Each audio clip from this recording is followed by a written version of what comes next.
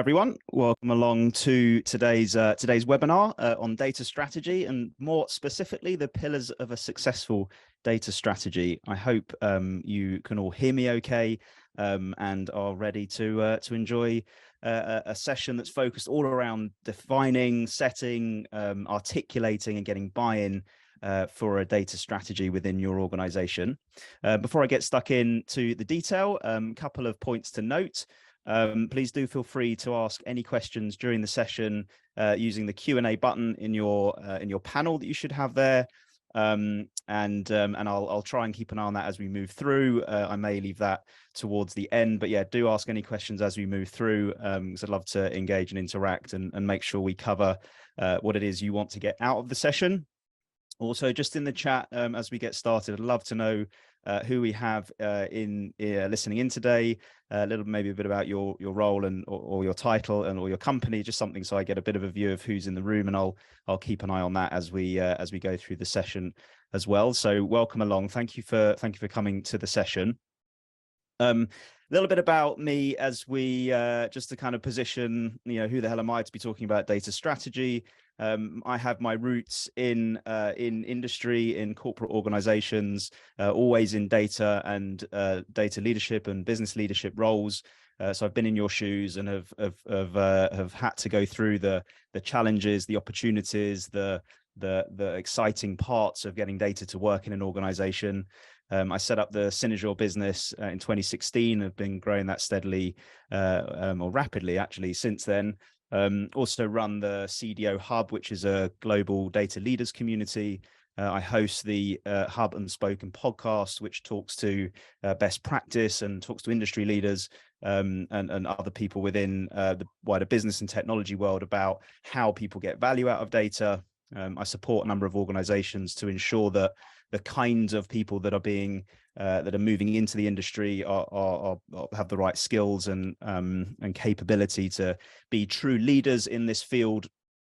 And I've been lucky enough, mainly due to the brilliant work from my team, to have been voted as one of the top 100 most influential people in data, which is great accolade to the work that we do in organizations. I'm also the author of a book called Data Means Business.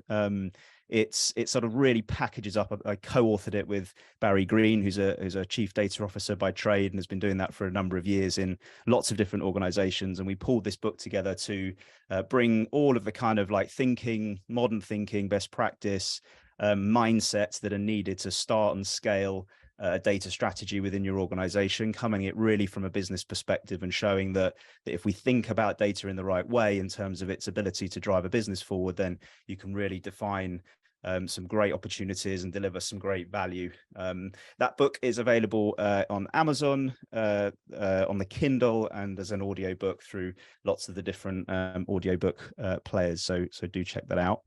I mentioned I run an organization, Cynozure, and we're a people-powered data and analytics strategy company. And we're all about helping individuals and organizations to develop and implement data strategies that really drive and add value. And we do that through strategic advice. We do that through technology implementation and technology design and build work. We do that around enabling and ensuring an organization is ready, mature and literate to achieve the outcomes that data can achieve. And we support individuals to attain their personal and professional potential through things like coaching, mentoring, and education. We do that across lots of different sectors, public, private, and not-for-profit. And the main reason to share that at the beginning of the webinar is to sort of really pull out that when it comes to data strategy, there are some really common stories that we've seen in organizations, large and small, in all different sectors, different contexts, different specific challenges in terms of the business and what they're trying to achieve, but real commonality between the challenges that they have when it comes to data, whatever stage of development that they're at with implementing sort of improvements with data. We see some common themes about how we can go about solving them. And over the years, we've developed best practice and ways of approaching or unpicking those problems, solving those problems problems, and how organizations can really maximize the opportunity that data has within their organization. So hopefully what we're going to go through today really resonates in your industry, but think about how it applies to the challenges that you have, and where data strategy can play a part. Now, when I think about data strategy, I think about an organization that is trying to find ways to extract, to maximize, to pull out, to position the value that data can have within an organization. And I think about defining a data strategy, defining a strategy for how we can achieve those things in the specific context of the organization that you're in. And what we've found over the years, and we see this through sort of all the peaks and troughs of sort of macro challenges that the world has and countries around the world have, is that the ones that build a data strategy that is adaptable to change around the challenges that inevitably are going to come, the ones that build an adaptable data strategy that allows that helps rather the business to adapt around the things that are thrown at them, but one that is sharp and focused so that it can achieve its objectives as an organization, are the ones that are most successful. And the ones that put a data strategy in place ahead of GDPR, the European Data Protection Regulations coming out back in 2016, were really well set up to achieve the outcomes that GDPR was looking to achieve.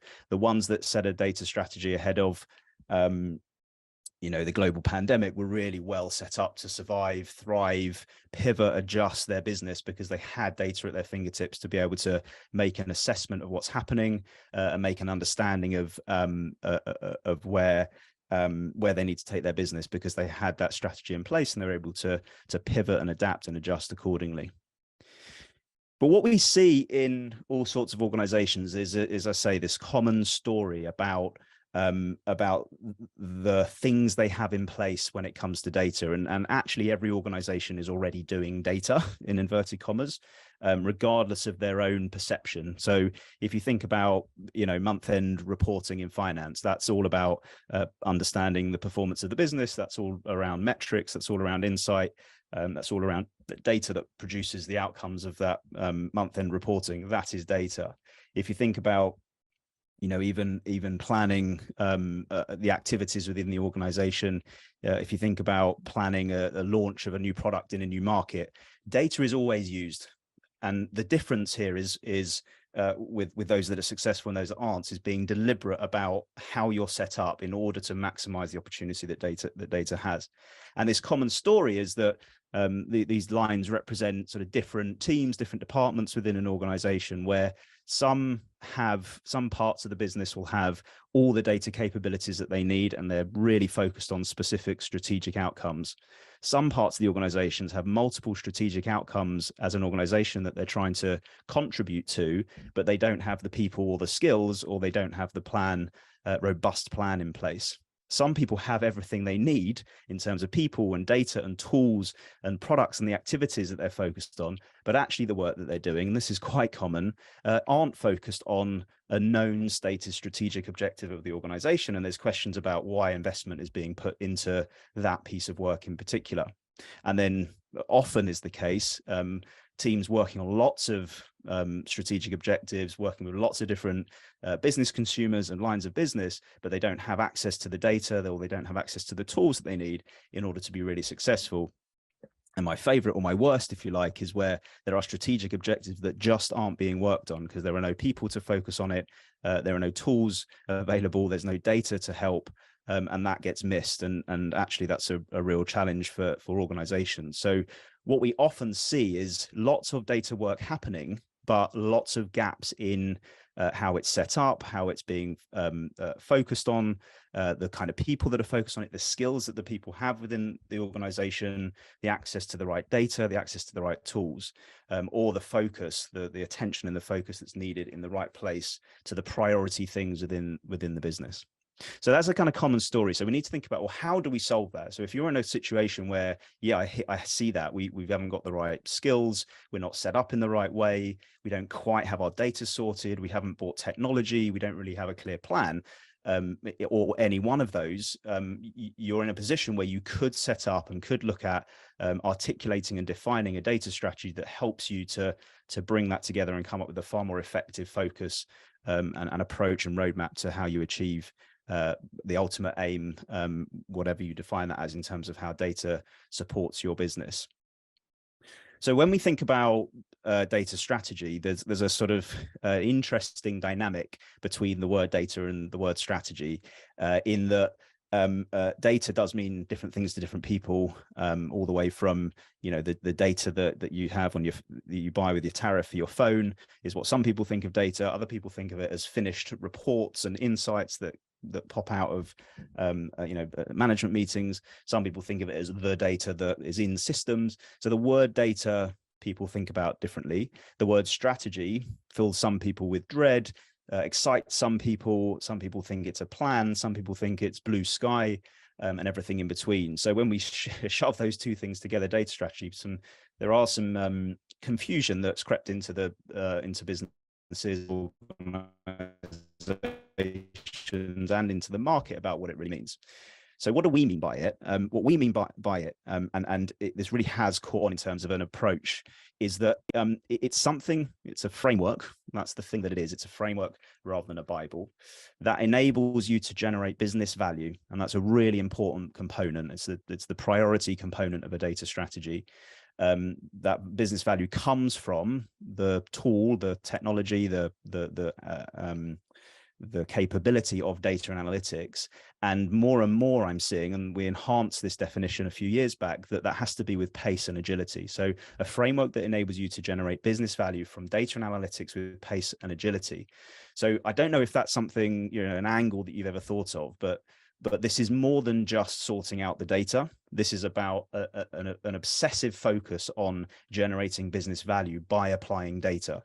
And we've got to do that with pace. We've got to do that with agility because of the macro situation I talked about in terms of the need to be adaptable, the need to be able to cope with changes to business, changes to priorities, side swipes from pandemics and cost of living crises and these sorts of things. So that's what we mean by a data strategy. And it's really important that when you think about data strategy, we think about it in terms of the outcomes that we're trying to achieve rather than how we fix the data. And that's often where people kind of can come a bit unstuck. So we've sort of defined what that data strategy is, and there's a real benefit to having one, and I suppose conversely and obviously there are lots of negatives that pop up when people don't have a clear stated strategy for how they're going to achieve success with data. And there's sort of like three main areas that we see benefit of properly defining, writing down, and having an agreed strategy for your organization for data. One is around value. So things like, compliance, things like getting investment, things like knowing and being clear on the return. So what's the value of investing in data? There's one about buy-in. So getting people on board, getting stakeholder agreement, alignment, clarity about the worth of doing this, and that they're behind the plan, they're behind what we're trying to achieve. And then coherence, so having good sort of alignment between different parts of the organization and clear focus for what it is that you're trying to achieve. And what's really important, when we plot this between, well, what are the benefits to the organization at large, the business at large, and what's important and what the benefits to the data function, you can sort of plot some of these things are more important to one than the other. Some are sort of equal, but the kind of collection of benefits really do help you to drive a clarity about cost, clarity about value, clarity about outcome, which is vital. And I'll sound like a broken record through this. That buy-in from the organization, because there's clarity of vision, there's communication about what this is all about, and then that alignment between everybody, that clarity of purpose, that clarity of priorities, and importantly, the tracking. You've got something to track against. When you have a plan, you can track against whether you're achieving that plan, and you can make better judgment and decisions about how you adjust or pivot or change the plan that you have.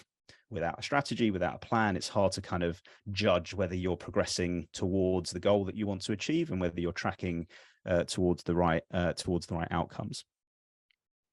Just at this point, I wanted to just answer a question that came up that will we access to the recording after the session? Yes, we will. We'll share that. And thank you for asking that question.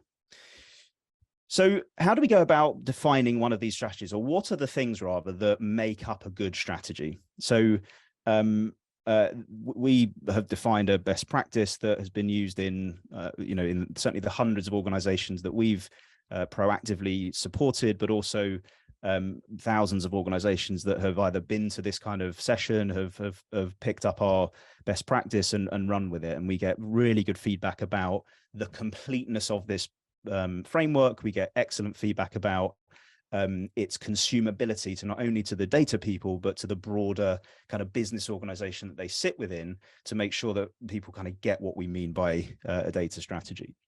And the 6 pillars of a data strategy is designed to give absolute clarity about where are we today with each of the things that are important, where are we trying to get to with each of the things that are important, and how do we get there?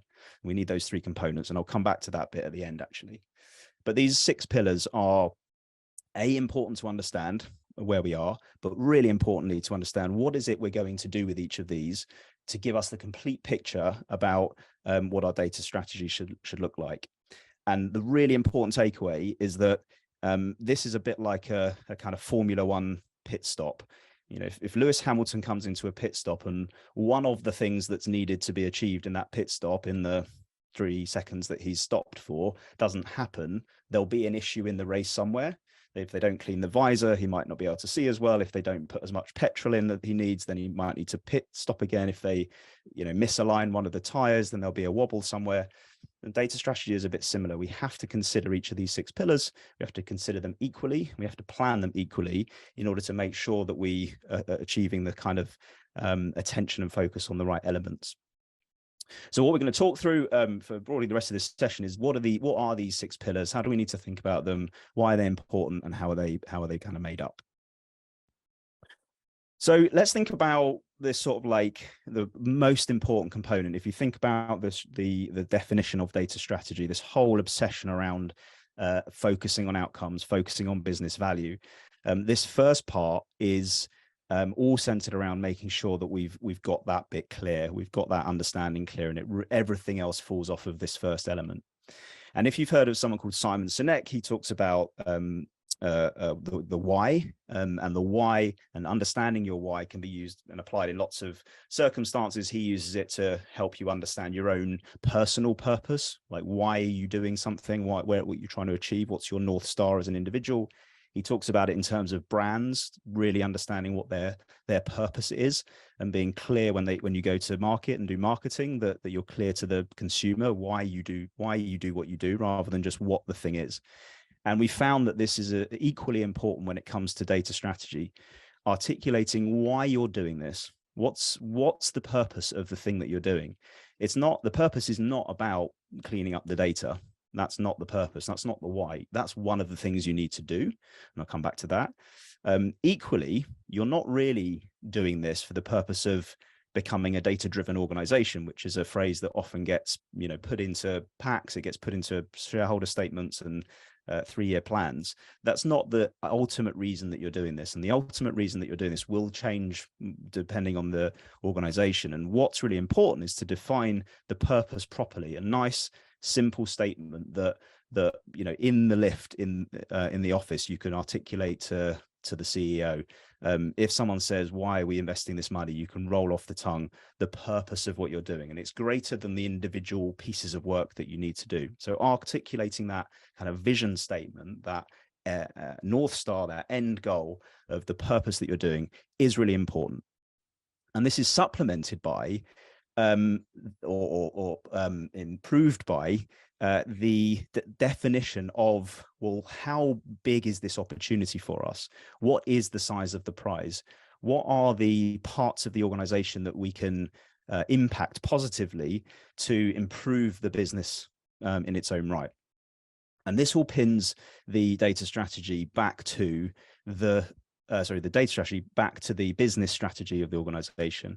And one of the most priority things for a data strategy is to articulate which parts of the business strategy or the operational strategy can data play a part? And what are the use cases? Where are the places that we can apply data to in order to improve the business? Now, depending on what organization you're in, those use cases and that business strategy will change. But if you have a business strategy of just broadly, let's say, core business line growth, then that helps to shape and focus the attention of what the data strategy should look at. And underpinning that, well, what are the things that contribute to business growth? It might be around customer acquisition. It might be around customer retention. It might be around the operational efficiencies of the business. It might be around throughput of the warehouse, as you can see from this diagram that's moving around in front of you. It might be around better customer experience. All these things are just the things that the business is trying to achieve as a whole. And then it's about applying an understanding of where can data play a part in order to help those. And we need to do it in that way round. What are the business things that we're trying to achieve? And then what is the data that we need in order to support it? Rather than the other way around, which we often see and can get you into a bit of a kind of, broad program of work to sort data, is what data do we have? And then how do we use it? Which is a bit of sort of the backwards way around of using it, but often how lots of people do think about it. So understanding how big the opportunity is driven by an understanding of what the business is trying to achieve, the challenges and the opportunities that exist within the business to improve it, to make it better, to get, better service to customers, to reduce the cost of how you're operating, all these things. And then looking at how, if we supported those things, if we apply data to those things, how much value will that deliver? And then not only that, we need to think about, well, are all these prizes equal? Are all the things that we could do, is getting better at acquiring customers more valuable or less valuable than investing in energy to improve the efficiency of our warehouse operation if we were some kind of retailer or supply chain operation? And that is an important question to answer, because we want to focus our attention for our data strategy on the things that will add most value. But not everything, so that sort of tells us that not all things are equal. And if we define how much value something has, then that helps us to say we should do the things that are more value. That makes sense. Not always the case, but does make sense at least. But not everything is equal in terms of how feasible it is, how easy it is to execute on that. You might not have the data, you might not have the people, you might not have the tools, you might not have a clear understanding of the objectives, you might not have business appetite. So the feasibility becomes important. And when we plot how valuable it is to how possible it is to do, we start to build a picture of, okay, which things should we prioritize? And we want to be focusing on, makes kind of sense, the things that are most valuable to the organization and most feasible to achieve. So anything in this top right corner, absolutely, we should just crack on with. We know it's feasible, we know it's high value, and in some ways, even if it's expensive to do, but we have the budget, which helps with feasibility, we should still really consider it. We should push quite hard to make those things happen. Then we've got some things that are quite high value, but they're not easy to achieve. The feasibility of those things are difficult for all sorts of reasons, regulatory challenges or market opportunity or lack of data to back it up, all sorts of reasons. And with these, what we should do, because they're high value, if we can solve them, we should be testing in a sort of low-fi, minimum viable way to see if we can essentially make them more feasible, if we can chip away, make them more feasible, and then iterate towards an answer. These ones that are very easy to do, but don't add as much value, are the traps. These are the things that you might find your organization is working on all the time. Nice and easy things, chip away, you feel positive, you're ticking things off the list, you're knocking them out the park. This could be reports, it could be building data pipelines, this could be all sorts of sort of easy to do, but actually not very valuable. These are traps, right? We should really consider whether we should achieve these or not. And proceed with caution. And then the things that are low value and hard to do, we should just avoid. We should not focus our attention on them. We should not do them. We should tell the people that are asking for them that as a comparison, they don't stack up in terms of value or feasibility. So this first part around where are we trying to go? What's the outcome we're trying to achieve? And then what are the specific things in our organization? We can't borrow this from another company. We can't see what our friend, competitor down the road is doing. These have to be really tightly aligned to the business strategy or operational challenges or opportunities that exist within the business. And we need to size how easy these are to do, and we need to size how much value that they add. Everything else in terms of your strategy should fall off of this, because depending on where we're focused, hopefully this top right corner here, might change how you set up your team. It might change the tools that you need. It might change the data that you prioritize to clean up, sort out, aggregate, whatever we end up doing with data and everything else. So this is a really important component. And just to reiterate a really important point, this has to align to what the business is trying to achieve. And when I talked about the benefits of a data strategy and buy-in, this is the page that people care about. Most people won't care about the tools. They won't care about, how many data scientists you want to bring in. None of those things will matter if they can't picture or get behind the outcome that you're trying to achieve. But then we do have to think about, well, how do we go about achieving that? How do we implement those use cases? How do we actually deliver value? How do we actually turn this idea of a high value use case into something that is a practical and feasible data product, or an outcome that is delivering value? Well, we need some capabilities. And what capabilities do we need? We need people.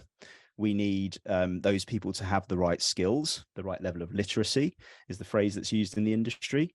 We need them organized in the right way. And they need to have we need to have a culture within the business that uses data to help make its decisions. So this is the first pillar. This is we call it people and culture. Sorry, the second pillar. It's the first capability pillar though, which is about people and culture. So we need to have the right skills, and I won't deep dive on those right now, but there are a mix of skills from leadership to a business engagement and execution and developing the organization, technology implementation, and data management and data governance are sort of the broad topics of capability that we need. The specific roles and responsibilities need to be defined for, if you're a small team, you might only have, 2, 3, 4, 5 people, one person even. If you're a global large organization, this might be thousands of people. So the number of the people that you need and the specific roles and responsibilities are quite specific to your organization, but we need to make sure we have the right mix of skills and capabilities. And the big question we get is, well, how do we organize them? And there are sort of 3 main modes. One end of the spectrum is centralized. So that's essentially all of your data people in one place, in a central function, providing a service to the rest of the organization. The other end of the spectrum is distributed. That's where you have pockets of data teams across the organization, either split by business unit, or split by geography, or split by P&L, or split by function, whatever is the most appropriate way to distribute. And then the sort of halfway house, which or is called hybrid, or sometimes hub and spoke, is the kind of combination of those, where you have some centralized capability and then some local spokes, some local teams that interact with that central capability, but each play a different part in delivering value with data. Now, no one of these is better or worse as a kind of like rule. The right approach will be based on the culture of your organization, what the organization's used to, the current situation. And by that, I mean, if actually there is no control, there's no rules around who does what, there's multiple technologies being used, there's inconsistency, there's no best practice, there's different definitions of metrics all over the place, then actually sometimes, to get a handle, centralizing can be a really positive thing. But centralizing has downsides in terms of bottlenecks and, queues of people waiting for things to get done. But equally, at the other end of the spectrum, being very distributed has its challenges of ensuring quality, ensuring efficiency, ensuring best practice, ensuring sharing and developing sort of an organizational level effectively. So we need to have the right people. We need to put them in the right sort of structure to get the most out of what we're trying to achieve, and ensure that people are closest to the points of being able to deliver value as possible. And we need to develop literacy across the organization when it comes to skills of an organization that has the right ability to take, understand, learn from data, apply it to a business situation, and make some decisions because of it. And that might be automated, that might be handheld, that might be totally manual. But the ability for your organization to raise its sort of IQ because it's able to make decisions through a sort of structured framework that uses data right at the heart of it. So that's what we mean by kind of skills and people, and sort of the component of literacy. But the other side of this is around culture, and culture in its own right has a long, actually a long history of sort of in academia around what drives culture, how you change culture. But in the sort of lens of data and data strategy, what really the people mean by we want a culture of data, or a data culture is often the phrase that's used, is like a culture of making decisions with data. So that's the sort of the culture shift that we want. We want to go from an organization that either doesn't make decisions with data and it's mostly gut feel led, to an organization that that guides its decision making by applying data to the situation. Still might make their own, still potentially make their own choice, but has made that choice because it's got access to insights, got access to data that can help inform, guide, steer the decisions that it's making.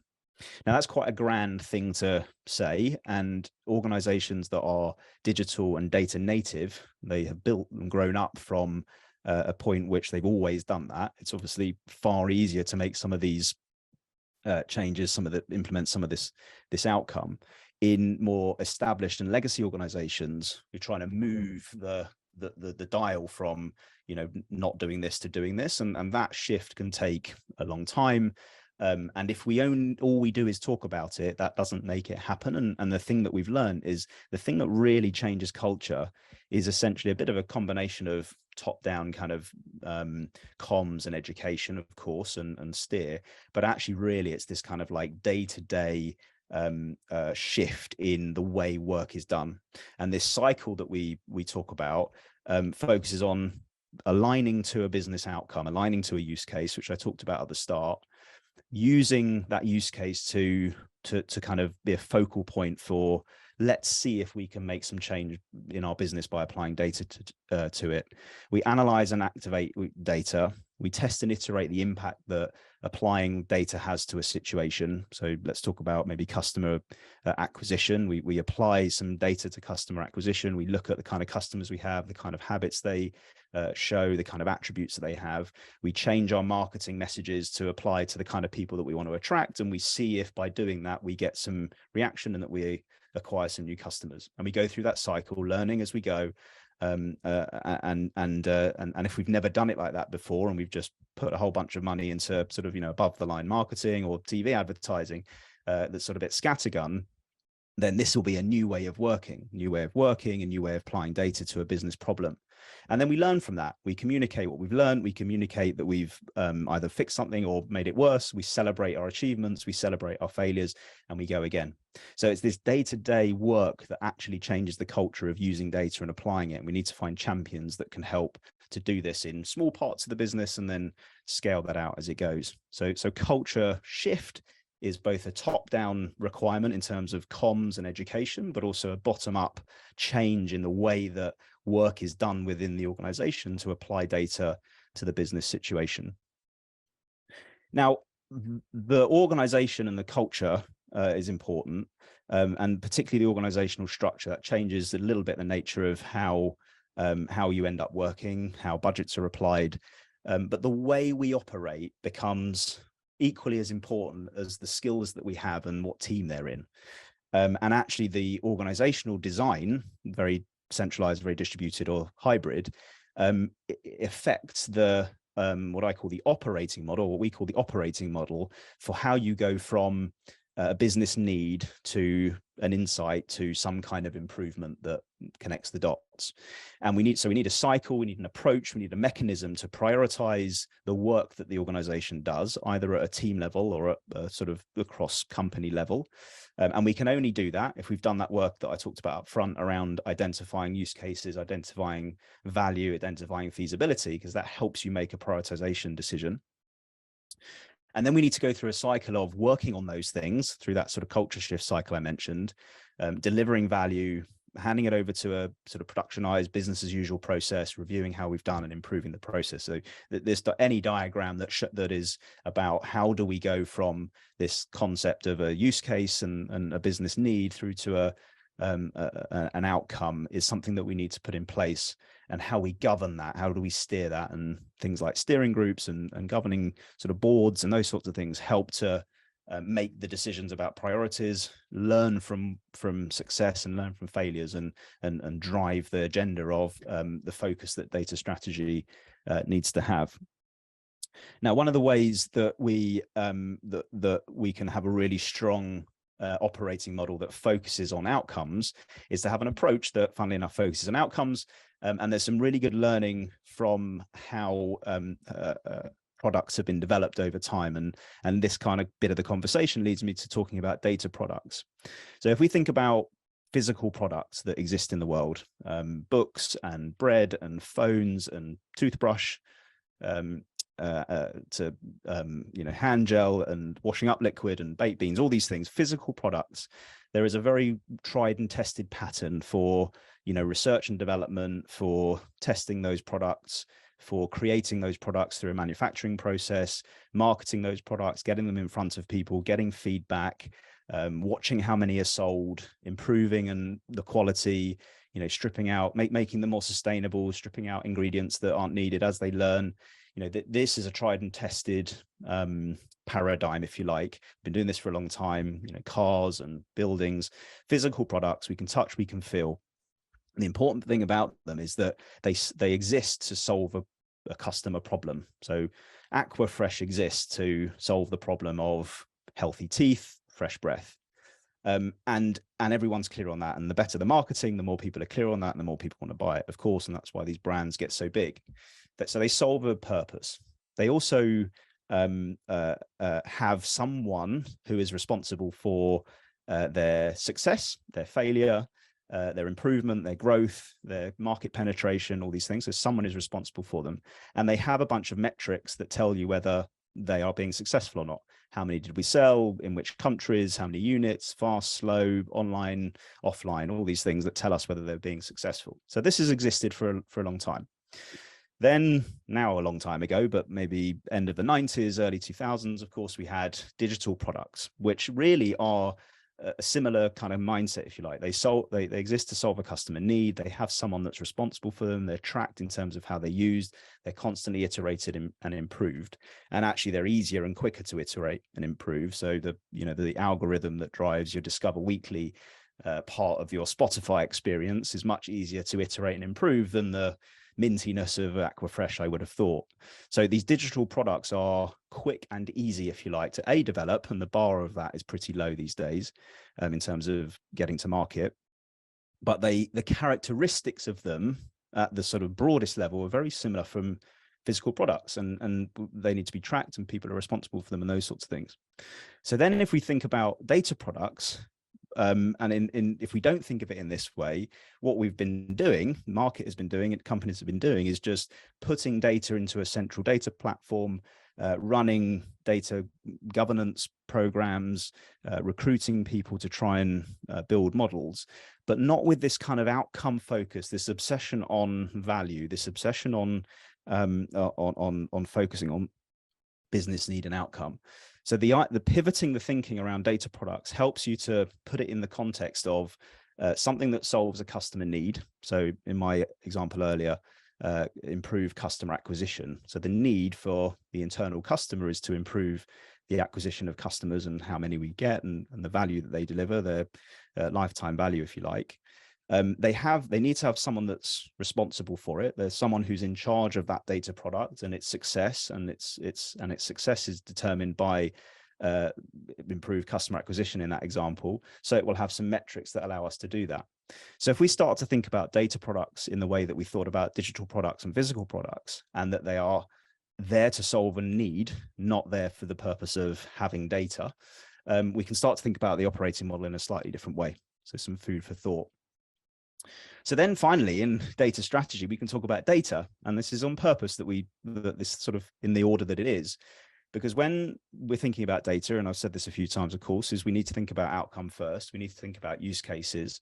We need to think about what we're trying to achieve. And then we think about the skills we need. Then we think about how we structure ourselves. Then we can think about, right, how do we actually manifest ourselves here in data? So managing data And the term data management, you'll probably be familiar with. The term data governance, you'll probably be familiar with. But essentially, there is a value chain of data from it being not existing to it being collected, all the way through to it being used to help drive a valuable decision. And if we think about it, forget about kind of analytics and dashboards for the moment. Managing data is managing your business. So when you, as a customer, you buy something from Amazon or you buy something from a retailer, data is being collected through the transaction, the checkout process. When that ends up going to the delivery company, that is a transit, that's a movement of data, your name, your address, your product order. They then track the status. They then probably don't deliver it to you because delivery companies aren't great at that. And why aren't they great at that? Probably, and a lot of the time, because of data, mistyped addresses, can't give you an update because they don't have a status that's been updated properly. The retailer doesn't know because it left their warehouse and it's now with the delivery company, and they don't communicate well, and the data isn't shared between them properly. These are all data problems. So those data problems are about running the business and the operations, and they have huge potential to damage brand and customer experience. So managing data day to day within the business is about running the business. It's about ensuring that the smooth management and running of the organization. And fixing data can help fix the business. So we need to think about data management in its broadest context and not just focused around, the idea of building models and the idea of analytics. To do that, there is frameworks around data management as a whole, part of which is governance, but also lots of it, which is around having the right sources, having the right quality of data, having the right processes around how we manage data, the right tools for it, managing risk when it comes to data, and privacy and compliance and regulation, and of course the things that aren't legal but are ethical in terms of how we use data. So there is a methodology, and we have another webinar a bit like this, but focused specifically around data management. Is all about the processes, procedures, structures, people, and governance around how we make it effective, from the way we collect data through to the way we use it. We need to think about that as part of our data strategy. Then we can talk about technology. So one of the challenges that we see lots of organizations have is that they start with technology. They start with going, we want to sort data, let's go and buy some technology. Or a vendor comes knocking and says, here's some great cloud-based architecture that will help you improve how you collect and manage data. And IT have picked that up, or a technology team has picked that up, and they run with it. The technology decisions as part of a data strategy need to be driven by the things that we've talked about just before, not the other way around. So we need to buy the right technology that allows us to ingest, to store, to govern, to use, to process, to share data.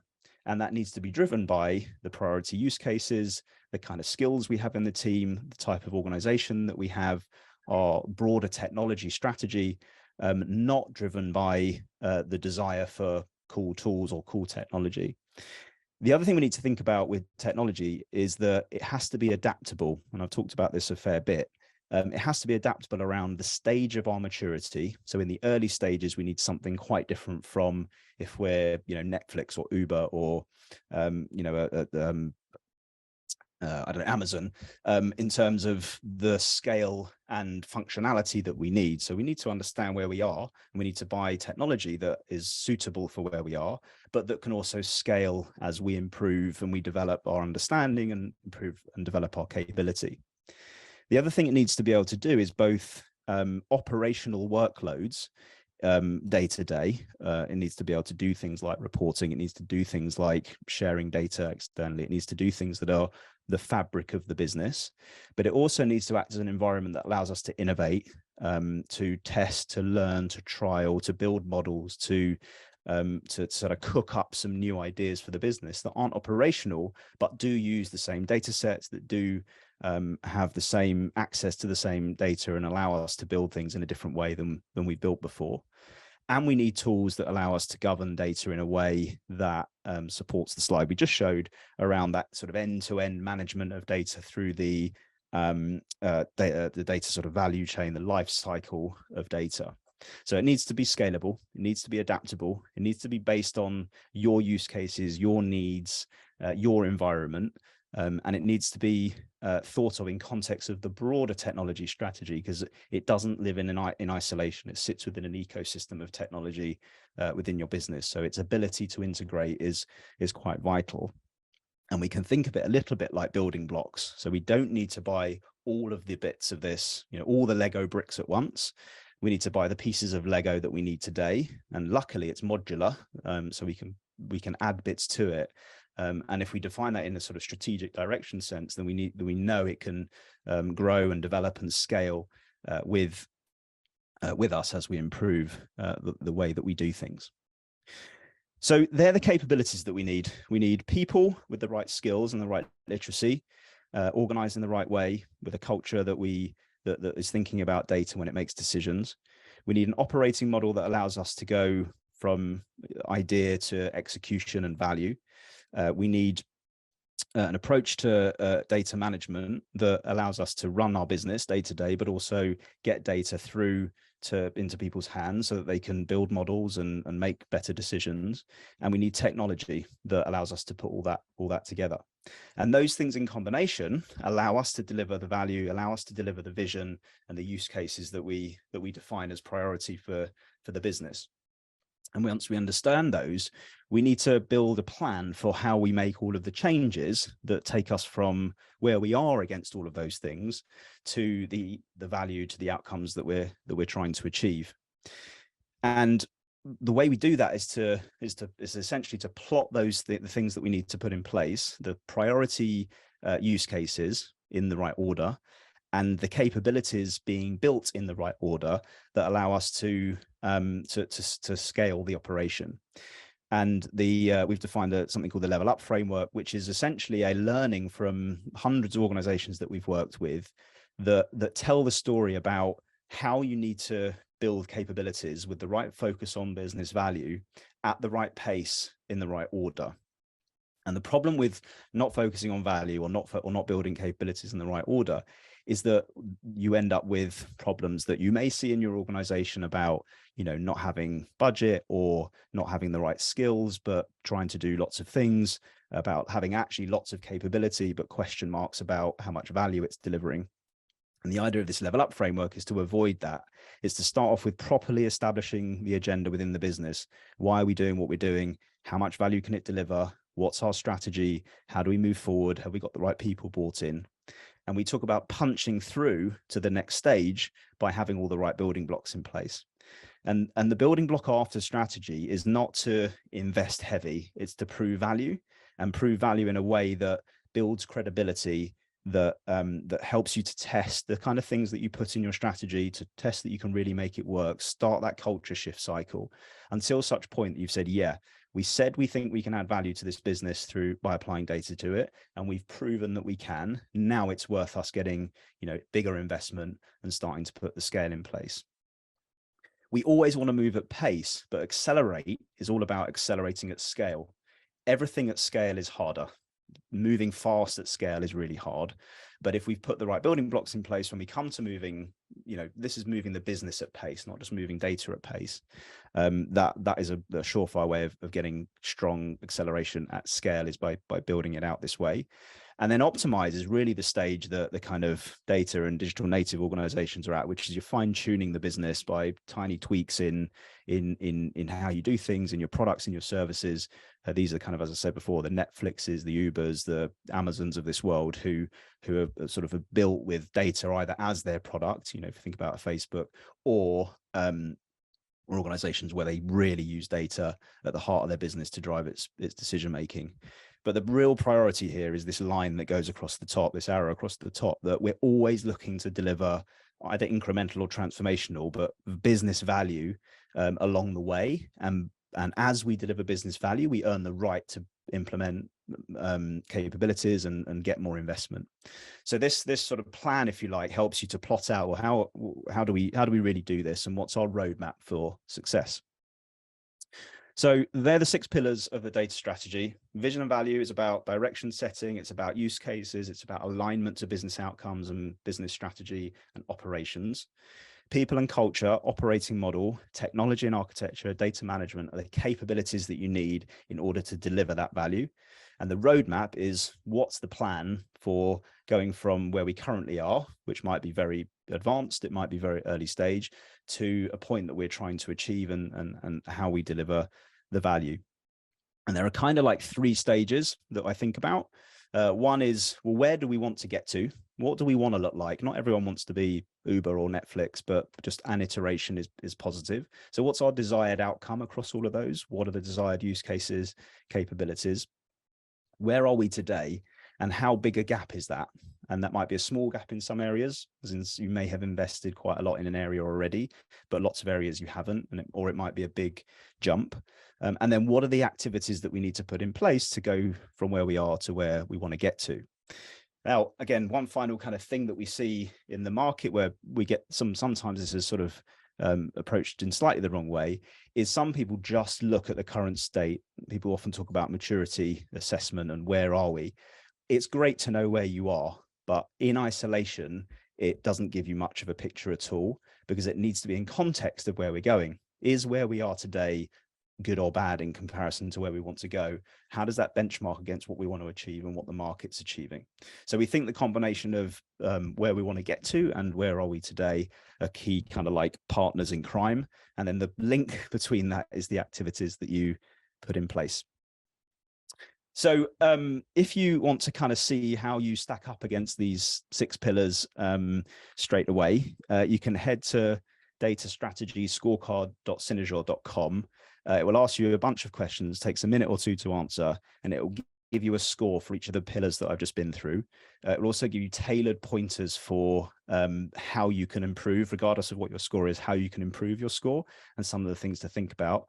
It gives you a report and gives you something to sort of think about, and give you some pointers for what you might want to change going forward. So that was what I wanted to cover today. I hope that was useful. We've got a few minutes left for questions if you wanted to ask any. I haven't seen any come through as we've been talking, but feel free to ask any now. Yeah, hope that was valuable. Hope that gave you some food for thought about the approach for data strategy, what you can look to achieve, the kinds of things that are important when it comes to data strategy. Hopefully we'll hear from you soon, and please do ask any questions if you have any.